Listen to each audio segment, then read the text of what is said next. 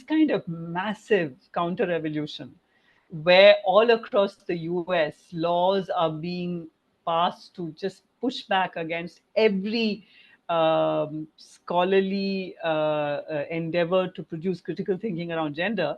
Uh, if it was simply an elite movement, it wouldn't be so dangerous.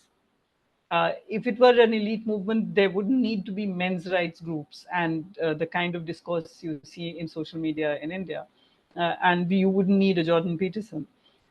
You need these because it's not elite, because there are ordinary people who are just living their lives differently, even if they're not using the language of feminism. So this is their worry, that this thing has become normal. That if there's a counter-revolution, there's a counter-normalization from the queer feminist end. There's a counter-normalization that's taking place.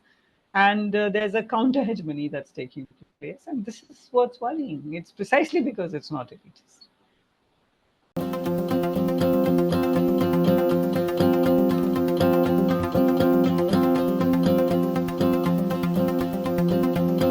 Hello and welcome to another episode of India and Global Left. Today we have with us a very special guest, Professor Nivedita Menon. Professor Menon was a professor at Center for Comparative Politics and Political Theory, Jawaharlal Nehru University, New Delhi. She is famous for, among other things, her book Saying Like a Feminist.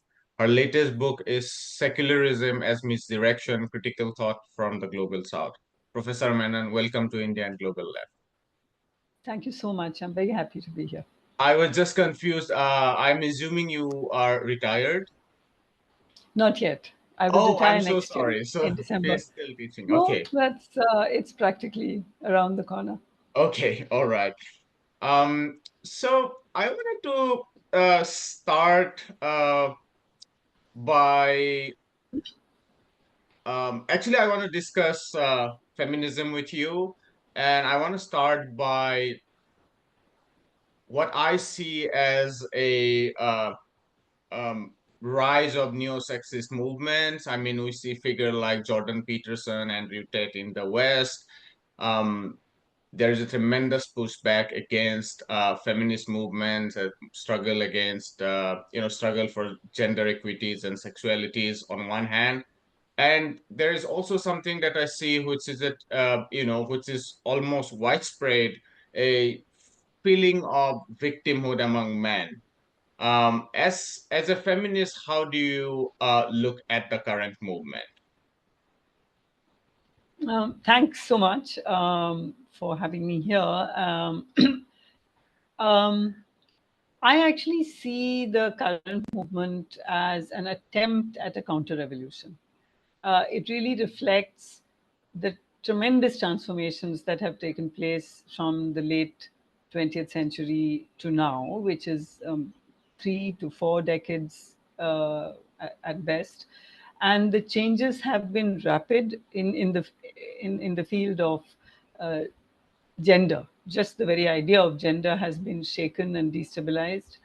And it has been shaken and destabilized not by academic and philosophical texts. That too, because obviously, as academics, we do continue to labor under the delusion that what we write does make a change on the ground. But these transformations have taken place because of the coming into the public domain of people who refuse to participate in the way in which gender has been constructed so far. And so the kind of very violent reactions that we see in the global north, because interestingly, in India at any rate, and I think in South Asia in general, we could even say, uh, there's actually been a move in the other direction. There's been a more of a recognition of and a legitimacy for uh, other genders, other kinds of sexuality than heterosexual uh, relationships. So yeah, I see the anger from uh, these kinds of forces that you're talking about, as arising from a realization that the ground is shifted under their feet. The world is not the world which they expected to control. And so these are very desperate, very violent moves because they have the power to control the situation. I don't believe any such counter-revolution has succeeded, and this won't either. But yeah, that's what we're seeing today. Yeah, I mean, this is very interesting. You're saying that we have some sort of different directions in the global north and in South Asia. And I think in terms of the tremendous pushback against queer movements, feminism in the global north, I think we don't have such kind of vile counter hegemony in the global south, neither in their campuses. But I think what I see, and tell me what your thoughts are, among a section of middle class men, I see the rise of a sense of victimhood. So things like my girlfriend or my partner betrayed me, and so feminism is sort of, reverse discrimination. Or why do we have reservations for women in public transportations if we should be talking about something like equality and so on and so forth. So that is something that I notice. I don't know what your thoughts are on that. Or maybe that has been there for a very long time and not something new. Um, I wouldn't, first of all, I don't want to overstate uh, the lack of transphobia and homophobia and queerphobia and anti-feminism in the global south. I don't want to overstate that because the fact is it's at an everyday level, people face violence from neighbors, from families. Transgender people face violence from the police. So it's not that the situation here is extremely sorted out for queer identities, but the the direction has been towards recognition. If you think of the Delhi High Court judgment, followed by the Supreme Court judgment in India, but if you look at neighboring countries also, there are very strong queer voices. There are strong queer voices from Palestine as we speak, in the middle of the genocide that's going on. Queer voices are very strong. So what I'm saying is, across the global south, there is the direction is towards, there is violence, but the direction is towards legitimacy and towards recognition rather than the other way around. Um, the second part of your question was about the insecurity that middle class men face. I do want to say that this is not new. These questions about reservations for women and so on, I've been, teaching for decades, and I've encountered these questions from the 80s onwards, right? So these are questions that middle class people have asked, especially men, but even women who feel that, especially middle class women who feel that we're equal. Why do we need seats on buses, kind of a thing? And what we see is an amplification of this through social media. So social media actually produces every voice in such a powerful way, and that has its uh, positive elements, because as we are aware, when in a situation where mainstream media is bought out, or sold out or copped out, social media actually provides alternative spaces. So I'm not one of those who's saying social media is altogether problematic, but it is a fact that any person with a grievance can just pop out there and put out their view, and then you will notice that kind of cross pollination that takes place, where mainstream media then has stories, at least this is very common in India, which say uh, the Twitterati, the headlines, Twitterati are angry at X, or social media explodes in outrage over Y. Highly exaggerated stories based on social media comments, essentially. So I'm not sure what explodes in outrage kind of thing even means. So So these voices, these men who feel that feminism is taking away their comfort, the comfortable life that they expected with a pliant wife, and what they saw, the lives they saw their fathers leading, and they feel very let down. But this is not new.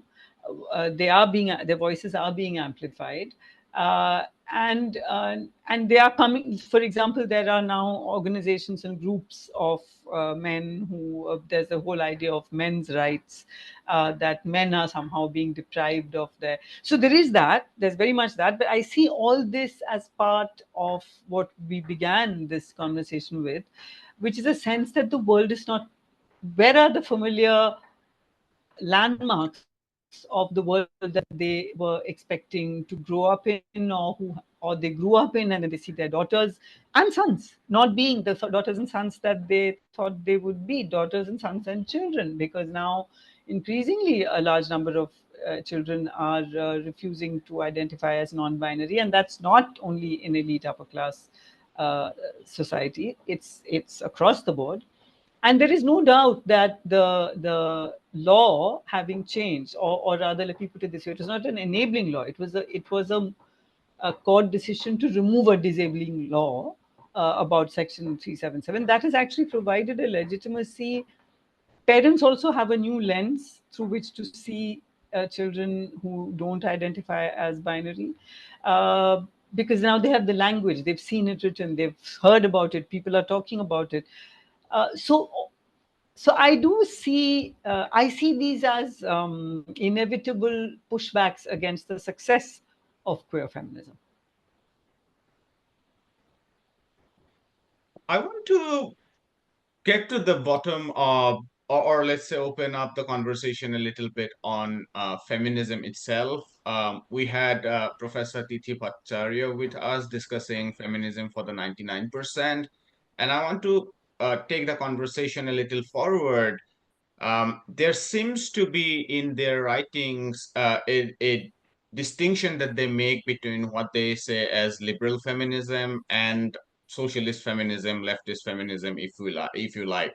My question is, if if someone who looks at South Asia very closely, would you think that there is a huge distinction between liberal feminism and socialist feminism? And if yes, then are you very critical of it? Do you think, yes, there are absence of discourse in terms of socializing childcare, disaggregating markets or redistributing wealth, or even in terms of sexual violence, there is a failure in terms of addressing war, nationalism, and so on in the liberal discourse? Uh, or do you think that broadly speaking, liberal feminism has been a positive thing? See, I'm not very even comfortable with these categorizations anymore. I'm not sure that they're even applicable to the global north. I mean, there was a point when, as feminist scholars, we distinguished between socialist feminism, liberal feminism, and something that was called radical feminism.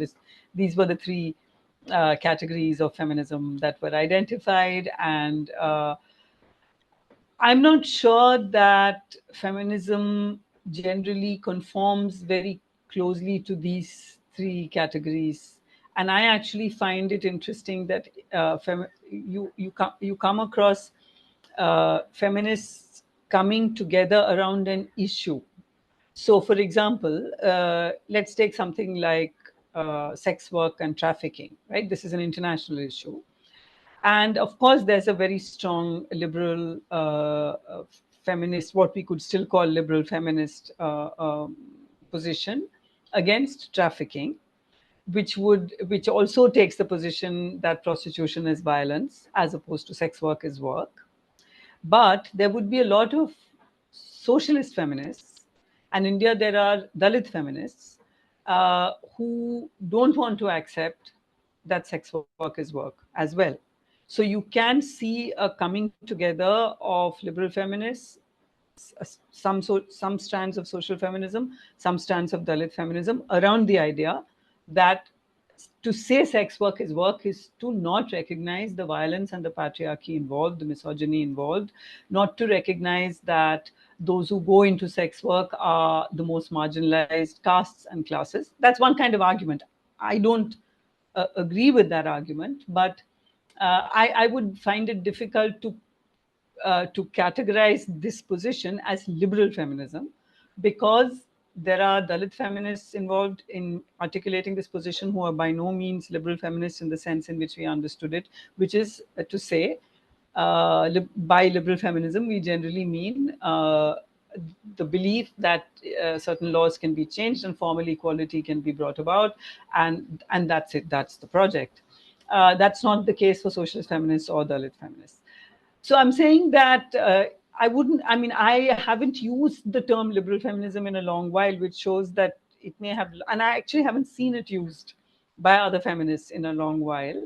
And that shows that its use has deteriorated. As a term, it's not very useful anymore, and we tend to use other kinds of terms. I mean, for example, carceral feminism is a term that is used for the kind of feminism which would want to control, say, trafficking through very strong laws, which essentially is placing barriers on migration. That's a way of actually placing barriers on migration and treating women as the victims who need to be protected rather than as agents seeking their lives in new countries and so on, right? But I would also add that again, in the global South, I don't think there's a very strong liberal feminist position. Uh, Most feminisms hover in a terrain. Most feminisms of the global South work on a terrain which goes definitely beyond formal legal rights. There are a lot of internal debates on all these things. As I just said, sex work is a good example. But there would be no feminism which is not thinking in terms of some kind of redistribution of wealth, which does not have a sense of environmental concerns, which would therefore of necessity be anti-capitalist. So I think there are elements to feminisms in these parts of the globe which we would I mean I don't I think we can no longer also think of one feminist position. So we would have to think about what are the issues that South African feminists are grappling with vis-a-vis, say, the rest of the continent. Uh, what are the issues that Bangladeshi feminists are grappling with in a context of domination by India of the subcontinent? How does Bangladeshi feminism play out in alliance with Indian feminism, but also in recognition of the geopolitical issues? Um, so I would really want to try and understand feminist. I don't think there is a feminist position that we would know what a feminist position is in advance in the abstract. We would have to work. We would have to work at isolating issues and recognizing what a feminist position would be. So, for example, to go back to the sex work issue and prostitution as violence, that debate, there's a very strong, as I said, Dalit feminist voice which says prostitution is violence, and then to say sex work is a very elite position. But sex workers' work is not coming from elite academics. It's coming from trade unions of sex workers, which includes Dalit women. So it's not as if, I think we've also learned, and we should learn if we haven't yet, that it's not feminists and sex workers. There, there are feminists among sex workers, and there must be sex workers among feminists. It's not possible to separate out the category of feminists from these various other categories. To assume that there's something called feminism that stands outside this is the elitist position, if you were to ask me.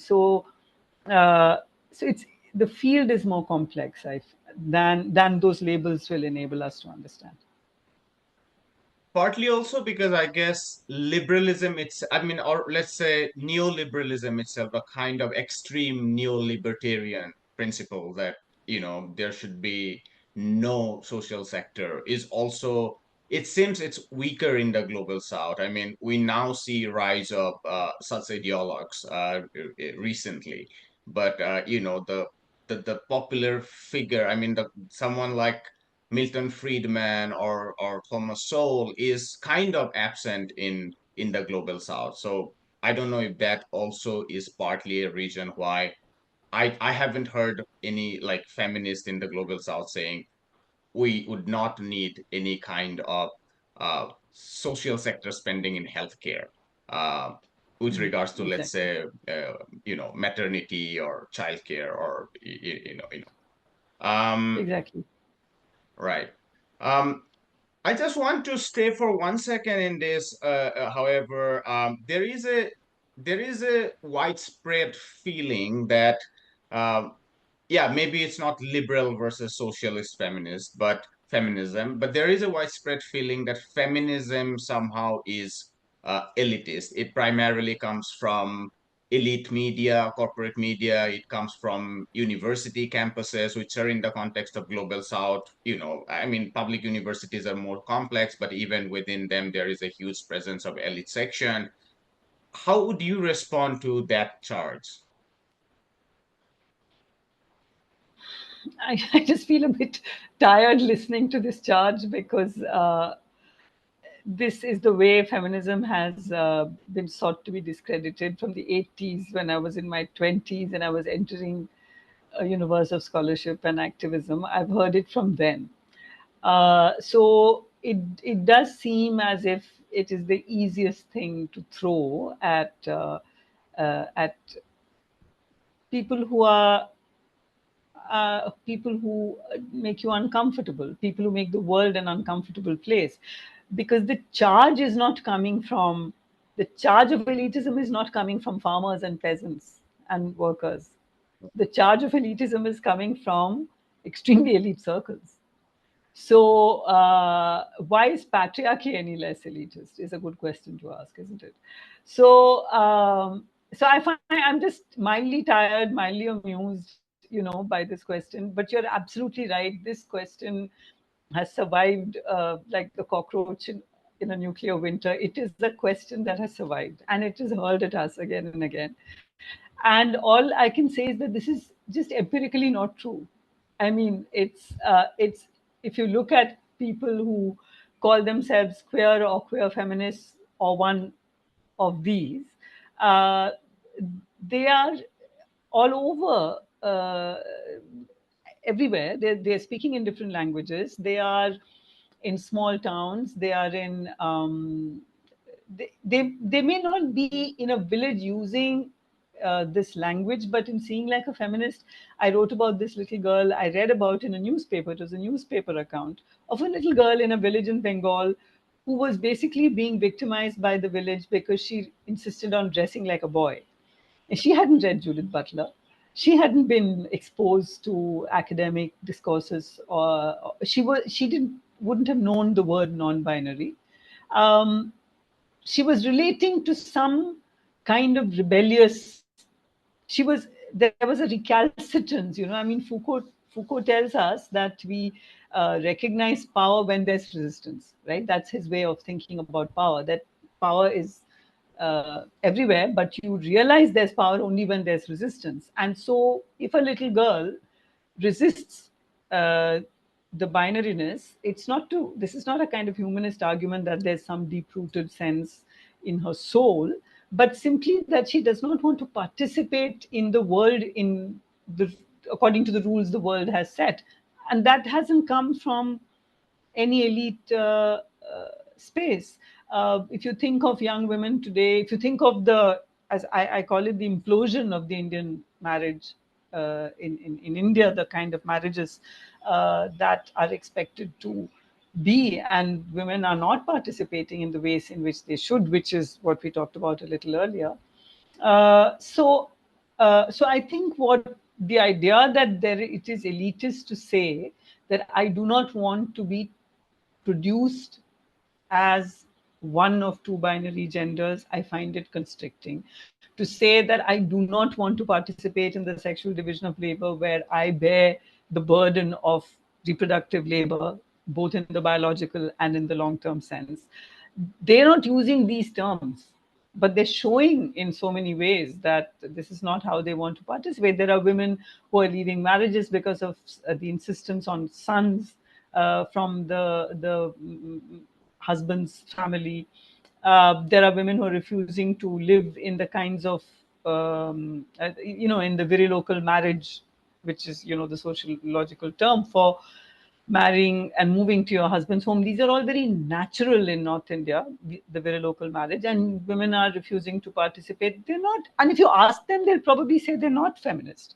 So that is the, see, I actually also see this is another interesting thing you see across the globe, across, this is not very India specific, which is to say people, women saying, I'm not a feminist, but I believe in equality. I believe in justice for all genders. I believe that men and women are equal and not one is not superior to the other. So fine, don't call yourself a feminist, but you're actually we're not, there's no competition for, we're not a political party, we're not getting votes. If you don't want to call yourself a feminist, it's fine, but this means that the ground has shifted so tremendously that the things that people were fighting for 50 years ago, you're taking for granted. Now all this couldn't happen. I mean, this kind of massive counter revolution where all across the US laws are being passed to just push back against every scholarly endeavor to produce critical thinking around gender. uh, if it was simply an elite movement, it wouldn't be so dangerous. If it were an elite movement, there wouldn't need to be men's rights groups and the kind of discourse you see in social media in India. And you wouldn't need a Jordan Peterson.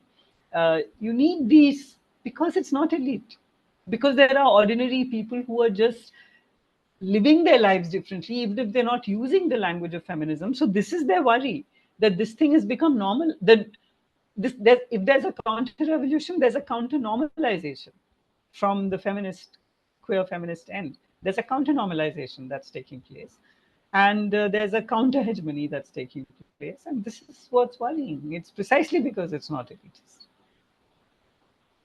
In the Indian case, also we have huge legacy of Adivasi women participating in huge movements. I mean, I'm not sure they straddle like you know movements about ecology, about protecting land rights, water resources, but they are also feminists in terms of women's assertion of right to property, whatever meager property they own. It's very minuscule in any case. I want to come to this particular theme or question about status of women in the global south, or let's say, to be a little more specific, would be status of women in India. And this is something I think I struggle all the time. I mean, on one hand, we read about the long history of how status of women, weaker status of women in the global south has been used, to justify civilizing mission of colonialism. And it's not just about British India, but we also see, uh, during the times of invasion of Afghanistan or Libya, how status, or now in the Palestinian case, the whole trope about beheading of babies or mass systemic rapes of women. And on the other hand, I do see specific areas where we actually lag behind. I mean, you don't see women drivers, for instance. I mean, you can see some in Kerala, pink buses, but generally the labor market is very segregated. When I look at property ownership, it's almost like non-existent. And I mean, I can go on and on. Uh, how do you think about this question? Is it a slippery slope to say that in India women are in a much worse position than their global counterparts, or is there a merit to it? I tend to understand this in the framework of patriarchies being heterogeneous. That there are different kinds of patriarchies across different cultures. And For example, I could say, nowhere in South Asia has there been ever a debate about whether a woman can head a government. It's never been a debate. And in the US, it's fought so horrifically, the idea that a woman could be one president, of the US. This is a ridiculous debate in I think in any part of the global South. Nowhere would you see a debate about whether women can take on political positions. So what does one say about it? So they're just different kinds of patriarchies, and we would have to look at each of these, in very specific ways. Another interesting thing that I learned recently is that when it comes to science, there are more women in science in countries of the global South, including Iran and India, than in the global North. And there are two reasons for this. One is a kind of structural reason, which has to do with family structures, which is that in the global South, family structures are such that despite the sexual division of labor, there are family support structures for childcare. So women can go and be scientists, and there would be another set of women, mothers, mothers-in-law, aunts, etc., and domestic help looking after children, so they can actually afford to spend that time doing science. That's one kind of argument. But the other kind of, and the other difference is that if a teacher in India were to actually say in class continuously, women should not do science, or girls should not study science, it would be an issue. I'm sure teachers must be saying it, but it's not taken to be normal. This is not, parents might say it, but in fact they don't. We do find a large number of girl students opting for science. But in the global North, that enlightenment idea of rationality for men and non-reason for women is very strong. This is what the feminist research on science, women in science, indicates. It's very strong. So there is more of a hegemonic pressure not to do science among women of the global North. So this is what I mean by patriarchy functions differently in different societies. In France, it is in France, the so-called secular French state, of the way French secularism operates, is by stigmatizing Islam. That's how French secularism works. So there, state patriarchy is about forcing Muslim women to take off their scarves. In Iran, the reason of state, also worked out on the bodies of women, is by forcing the scarf on the bodies of women. So the way in which the reason of state and patriarchy operates on the bodies of women, and the ways in which women therefore resist, differ from patriarchy to patriarchy. So yes, and in many indicators, women are worse off in the global South, but there are many indicators by which they are not worse off. And there, of course, women are also worse off because of the overall levels of wealth being lower in this part of the world, and distribution not ever, almost, I mean, the period of distribution and redistribution was a very brief one, even in India, and in other parts of the global South, very rare. There have been, there have been countries in Africa. Sri Lanka, for example, had a strong socialist orientation, but generally higher levels of poverty. So I wouldn't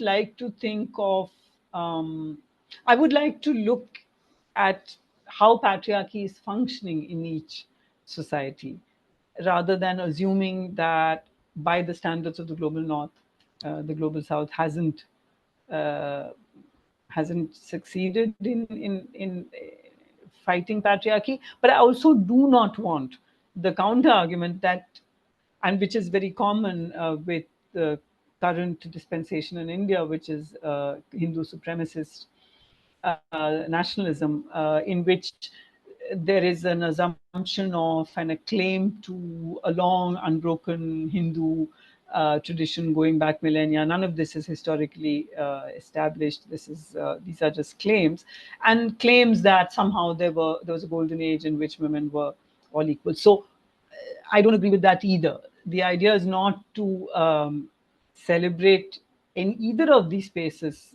north or south, as free of power relations, but rather to, in a more granular way, try and understand how are these power relations working. So if there's race in the north, there's caste in the south. How does gender operate? The gender binary is stronger in the north because of the longer history of the Enlightenment, and it's because this business of creating the binary is a post-Enlightenment phenomenon, and in our parts of the world, the binary emerges more with colonial modernity, and even then is not quite stable, etc. We can talk more about that if you like. I see abortion being such a big political movement in the US. I mean, the Roe v. Wade was, set aside recently, a long fought struggle. I don't see such sort of powerful, organized political movement against abortion in India. Maybe the access to abortion is very low in general. That's a different issue, but it's not a big political movement. But I still wonder though about sexual violence, which I don't know. I mean, I'm very wary of saying that it's much greater in the Indian case, because that also lends to the sort of the narrative of Indian men going around raping women. But on the other hand, this sort of license to grab someone's hair, the license to, smack someone, um, I see it very widespread within the family, but also sometimes in the street. So I wonder what your thoughts are on that.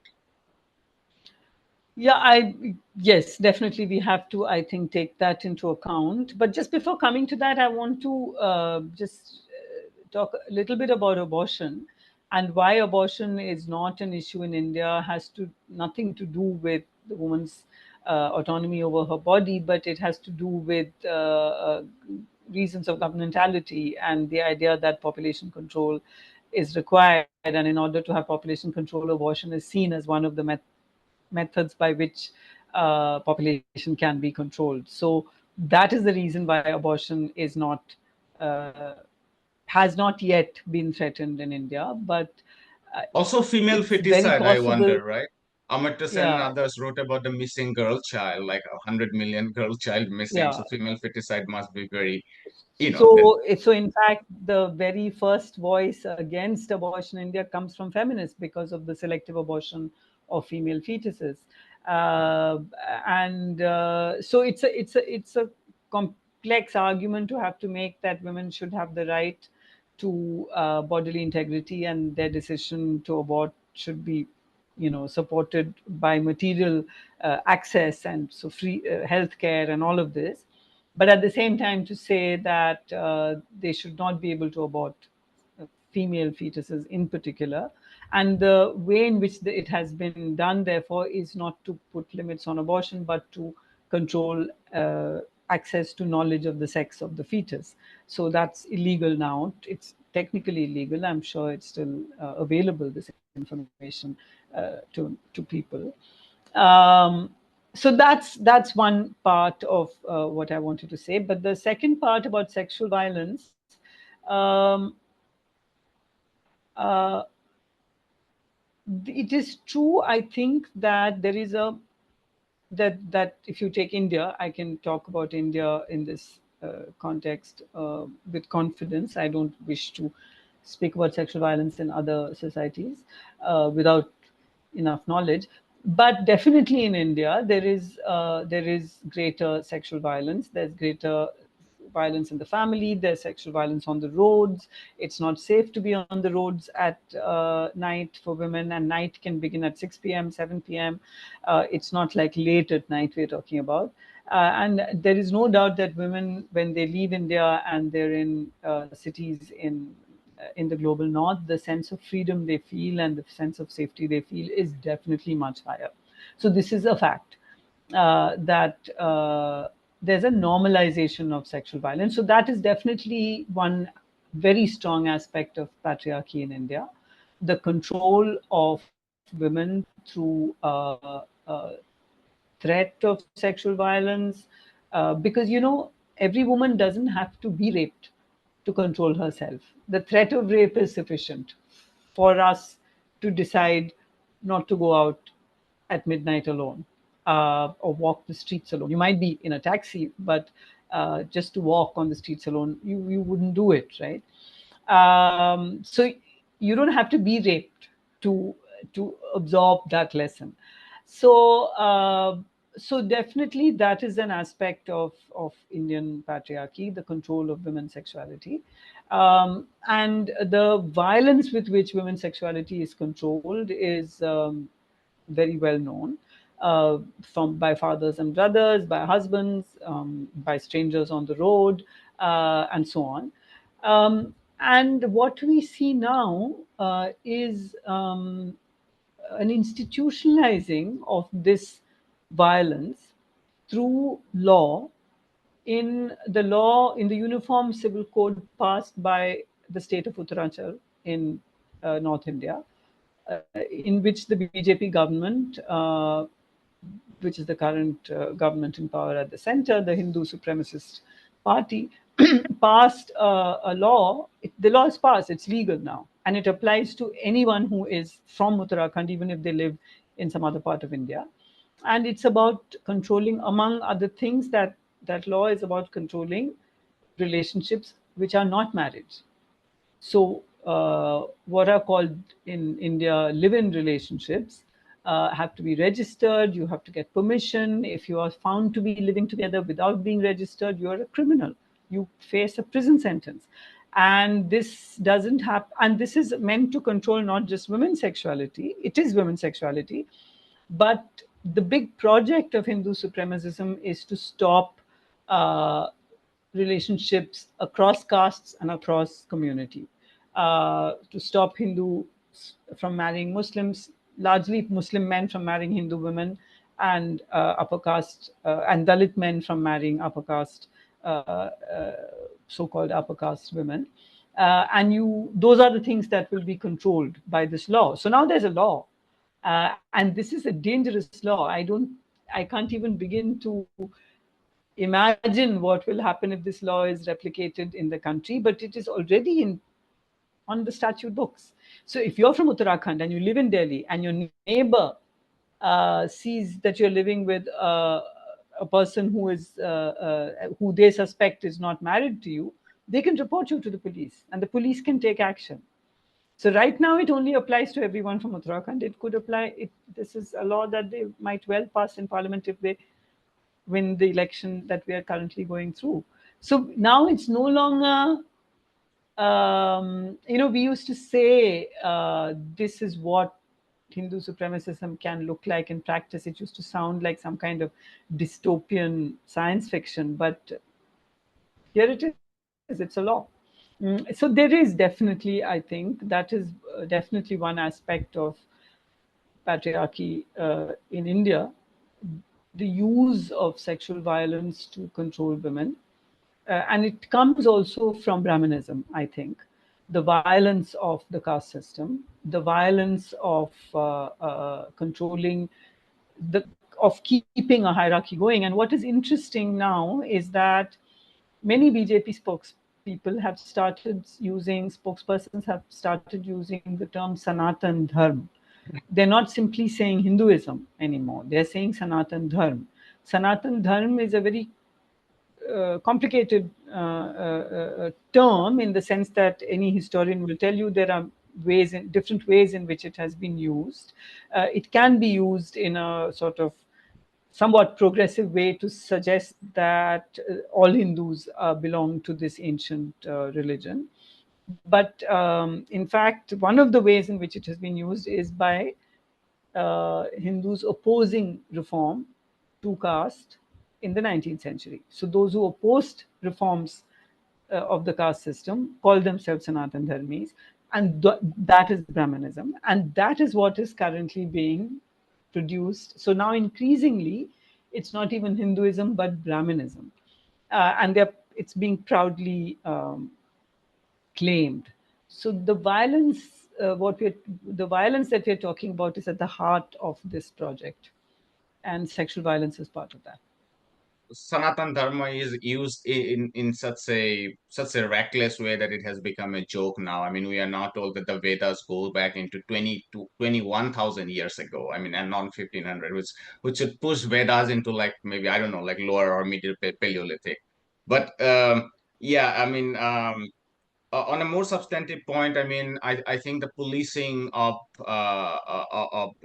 sexualities and gender, I think while you were talking, I was thinking about the hotels where, policing of non-married live-in relationship. It has been around for a very long time. In fact, I remember my ex-girlfriend. We used to talk about wedding, and we thought like there is no reason to marry unless we want to have a child, because then the law facilitates it. And she said maybe checking in hotels might be easier, because every time now we check in a hotel we have to find which hotel allows unmarried couples. On the sexual violence, there's one point I remember from my school. Like I went to school in the 90s and the 2000s, and it was a particularly violent culture there. And we would be beaten you know like a police third degree, if you like. And there would be these few insensitive male teachers who would not make any distinction between beating up girls and beating up boys, and they would be seen as actually very fair, because boys would see, and so what I was getting at is this: the overall culture of violence accentuates the sort of burden of violence on women. I mean, slightly more sensitive teachers would go easy on girls because they know there is a difference in terms of physical, your anatomy, muscles, or whatever. But yeah, those teachers used to be thought as someone, who is much more just. Uh, so there's the idea in your book that our family structure, what we have today, is significantly a product of starting from colonial modernity, Western categories of men and women. And you discuss, and I think rightly so, that there used to be heterogeneity in terms of sexualities, in terms of man-women relationship, and so on. And yet, I think that um, and this is I'm kind of playing devil's advocate here. I mean, I think there is a little bit of romanticism in the book, and I'm not accusing you of doing that. Maybe feminism needs that. Given we have such a long tradition of caste being so central to the family structure we have, whether it is dispossessing women, whether it is controlling their sexualities, whether it is imposing violence in them. So my question to you is that, is our current family structure entirely a product of modernity, whether colonial or post-colonial, or whether traditional social relations are also overbearing on it?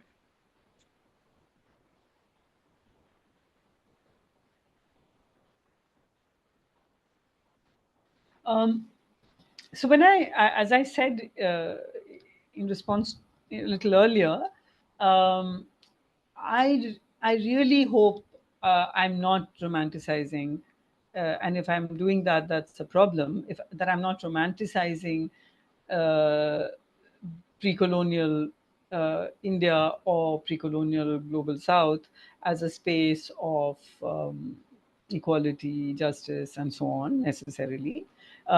It differs from society to society, and it differs inside a large heterogeneous society like India. It differs from caste to caste and from region to region and so on.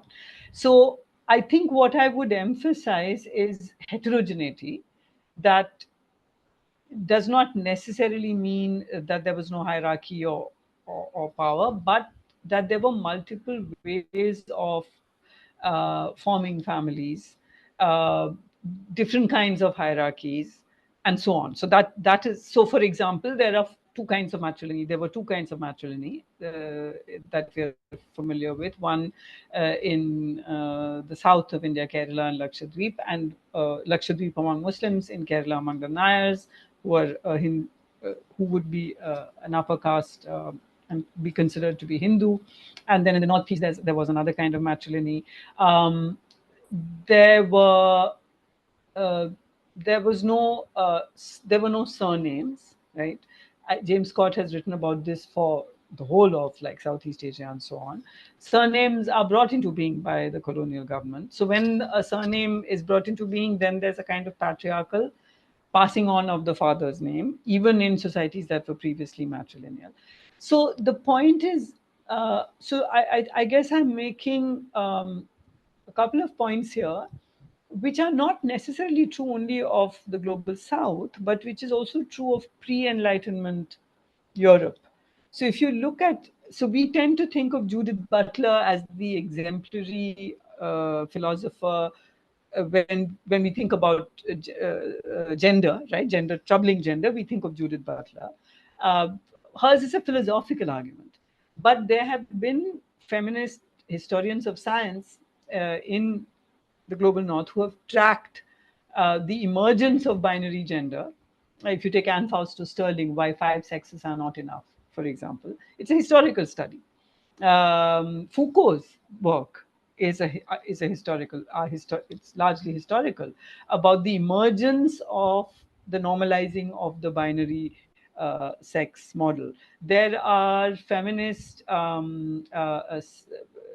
who study science who have shown how the emergence of, I'm thinking of, let's say, Kessler Harris, Elizabeth Kessler Harris, or Bronwyn Davis is a sociologist, who have looked at how, when modern medical practices emerge, the whole way in which birth takes place, the control over the woman's body, initially actually by male doctors, the sidelining of midwives, um, and that point when the child is born and a gender has to be declared. This is a boy, this is a girl, is the almost the first thing that is said, is very much a post-enlightenment phenomenon. So it's not as if there were some beautiful traditional things in global south and in the, that's not my point at all.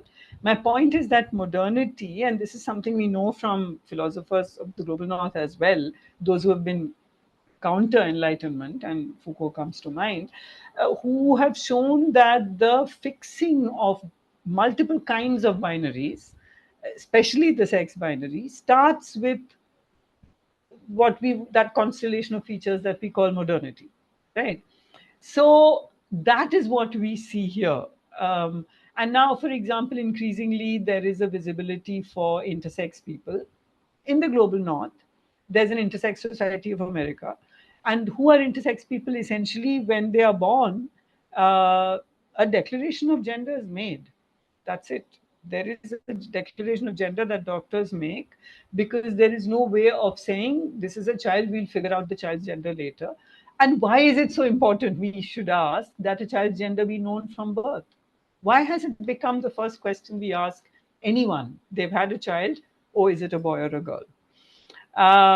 So the point is not to say that that somehow in the global south there was much more space for non-binary identities. It's just that modernity, through colonial modernity, imposes certain patterns that Europe has already undergone. That, I mean, you know about the criminalizing of people who supposedly were masquerading as a gender other than they were. They, these are historical, archival material that European scholars have unearthed. So my point is that it's not that it is that there was a heterogeneity of family structures, power structures in matrilineal societies. There was other kinds of power structures, and caste runs through all of that. Caste hierarchy runs through all of that. But if you look at Dalit and Adivasi communities, patriarchy functions in very different ways, and in fact is less strong. Patriarchy, I think, is less strong, is what one understands, among Adivasi societies, and certainly some Dalit communities, because they're not as concerned And the reason why patriarchy is less strong, I think, is partly to do with they're not as concerned with the passing on of property to the man, to the father, through the father. So the woman's womb doesn't have to be so tightly controlled. And in matrilineal societies, that was the case. The matrilineal Nair societies, Devdasi societies were matrilineal societies. That is the Devdasi is the practice of women being dedicated to dance before God at the temple. Those were communities of women who actually owned property and who were able to pass on property to their daughters. So there are multiple forms of the family that are gradually homogenized into the Victorian model of the bourgeois patriarchal family with a surname, with a head of the household, all of that. So that is my point, that there is yeah, that's my point. Yeah, I think this is very interesting because on one hand, I think the move from a heterogeneous world to a world which is much rigidly defined in terms of legal structures, in terms of laws, and I think that's something which is undeniable on one hand. And on the other hand, I think, and this is one of my problems with Foucault's sort of larger body of work, where I see a very simplistic declinist narrative when he deals with modernity. And I think the problem we face is when we read Ambedkar or when we read, even like taking social movements, a lot of gains by women has been made post 1960s in the West, the civil rights movements and the feminist movements. And so somehow they have come from within these traditions. So I think that's a larger question about how one looks at modernity. There is one way of looking at modernity as a and I think I understand Foucault's position, where he is coming from, where he had to go through personally. Yes, of course, of course, there's a way in which traditional. I'm sorry, you were speaking. Okay, I thought No, you'd finished speaking I because I was couldn't done. hear I was you. done. Go ahead. So I'm just going to take. So I get the point. You're saying that there's a declinist kind of narrative about modernity when modernity is actually given rights to Dalits and women and to, for that matter, to on the basis of race. That's your point, right? So my answer to that, or my response to that, not exactly an answer, is that um, when we it's not as if we tend to counterpose critiques of modernity with all the supposedly positive things that modernity has brought about, but we need to see modernity as also producing very varied effects. So yes, if it means that women can vote, but that in fact happens very late. It's only in colonies that the very first movement is for universal suffrage. Across the global north, women are the last to be given the vote. It's men, and then it's working class men, and then it's black men, and then it's women. So it's not as if modernity has just given things to people.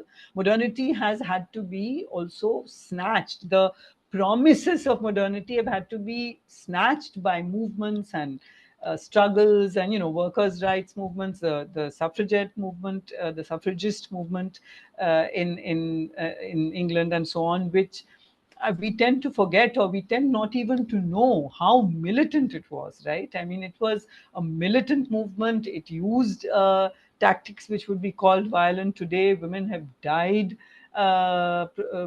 demanding the vote. So it's not as if modernity offered these things, right? So also when you think of workers' rights, even if one takes Marx seriously, uh, there is a way in which there are 2 centuries in which people are dispossessed, forced to work. When not working, there are laws against not working, right? Those very vicious punishments that are handed out to able-bodied people who refuse to work. And in 2 centuries, it becomes a situation in which you are demanding the right to work. That shift has taken place so thoroughly that you forget a history in which people didn't want to work for capital. And now you have to work. You don't have to, but that's what has been created. So when you look at for example, cities in the global south, where there are multiple ways in which people are self-employed, selling peanuts on the pavement or setting up a little tailoring establishment, periodically you will find, and I think this is true in Latin America, it's true in across many parts of the global south, there will be like a swoop down of state forces to throw them out, to throw out their goods, because there's some idea of a city where you cannot be self-employed. You have to be available as cheap labor for capital. You cannot be self-employed. So these are also elements of modernity. It's not as if modernity gives us things. Modernity is about control of a very specific kind. And if I had to, I think why I take of course I take Ambedkar seriously, and I think this is how philosophy is located. And of course, someone like Ambedkar would, for example, he rejected Gandhi's no machinery position because Dalits do menial labor, it's humiliating labor, more machinery is better because machinery will give us leisure. This was his argument, right? There's Sultana's Dream, this lovely story by Rokia Sakhawat Hussain, in which she also talks about technology freeing women from labor. So if you come from a section of society which is forced to do manual labor, you will obviously think of technology as freeing. And Ambedkar definitely sees modernity as freeing, and certainly as far as Dalits are concerned, modernity has been freeing. So that's one aspect of modernity, and it has been freeing. And yes, but in many other ways, modernity does equally restrict or constrain women as well as Dalits. I want to end with this final question to you. In your book, you write that being a feminist is like obviously unpacking the deeper structure of our gendered society, sexist society, but it's also feeling as being part of a project with emotions, anger. I mean, I'm paraphrasing you. And I just want to pluck like one emotion out of that, which is where you use it like remembering our heroines and foremothers. I come from a left tradition where we think about labor movements, its struggles, and we remember them. So I want to end this conversation by asking you, and we have discussed about the counter-revolutionary currents of our recent times. What would you say are some of the positive things that have happened in terms of the movement or struggle for gender and sexuality justice? I would say that the most sorry, I thought you'd finished because again your voice Yes, went. I did. Okay, so what are some of the positive things that I've seen? So this is a way in which it connects to what we began with, and as you yourself said. So I think one of the most important positive developments uh, is for me the recognition that I mean, I knew this theoretically, that democracy is a horizon. It's you don't arrive at it.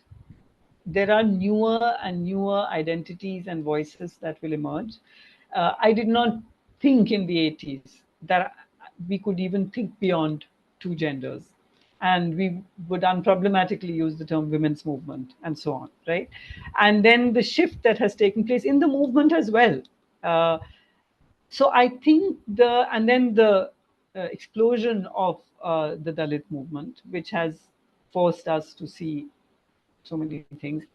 In the north, it's race, and now there's Palestine. So what seems like uh, chaos and confusion to those who would like to bring back order, to me seems to be a very productive breaking out of the homogenization that has been attempted over the last couple of maybe 2 centuries or so, which is a very short time in the span of human life. So I see that as a very positive thing, and I'm aware of, and I hope all of us remain open to this complete destabilization that is actually very productive.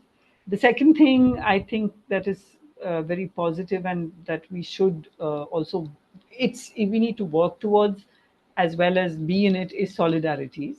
And I do see those solidarities across the globe.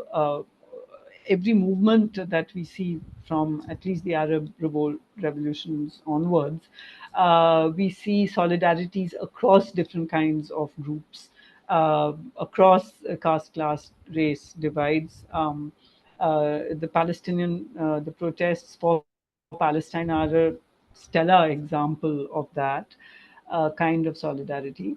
So I see solidarities emerging, which do lead. There are solidarities and there are internal debates. So it's not just about everybody coming together. There are issues of privilege and so on that we have to deal with, and we have to. So I see that as productive. These are productive tensions. And I also believe that we are moving towards new ways in which people are thinking of democracy. So for me, the value that we have to protect is democracy with all its issues, with all the. So it's not, democracy is not majoritarianism. Democracy is precisely heterogeneous. There are multiple kinds of majorities that evolve around issues. So it's completely so majoritarianism is not democracy. And that is the value we have to protect at all costs, with all the difficulties that we have. And I see that there is a move towards direct democracy.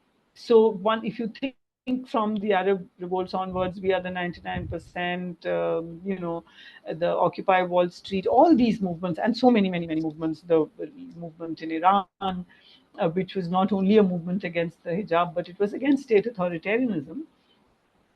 All these movements have shown a distinct suspicion towards political parties. Very distinct. They have kept political parties out. People can come and speak as individuals, but there are.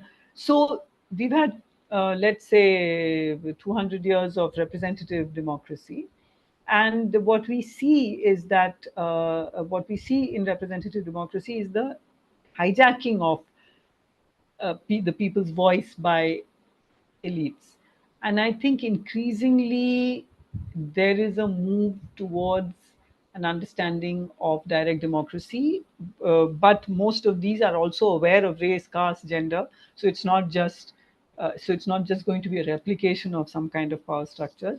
And I'm not saying it will happen tomorrow. I'm saying in the next few decades, I think that is the shift, that we will see two more localized forms of direct democracy, which will take into more collective functioning, more collective decision making. Now you can say I'm romantic because I am. I know. I realize what I sound like. But yeah, that's what I see. Yeah, no, that makes sense to me. I mean, part of the very strong contestation of politics around issues of gender, race, sexuality, precisely should reflect that there has been a deepening alongside these counter movements, or else why would have there been a need to contest these, uh, these issues so strongly? Professor Menon, this was a wonderful privilege for me, I must say, and thank you so much for your time. Thank you so much. I really enjoyed the conversation and your questions. Thank you very much. Thanks. Bye Have a bye. wonderful day Hi, ahead. my name is Ayushman. I, along with Jyotisman, have started this platform. In the last 2 years, we have tried to build content for the left and progressive forces. We have interviewed economists, historians, political commentators, and activists so far. If you have liked our content so far and want us to build an archive for the left, I have two requests for you. Please do consider donating for the cause. Link is in the description below. Also, if you are not able to do so, don't feel sad. You can always like our videos and share our videos to your comrades.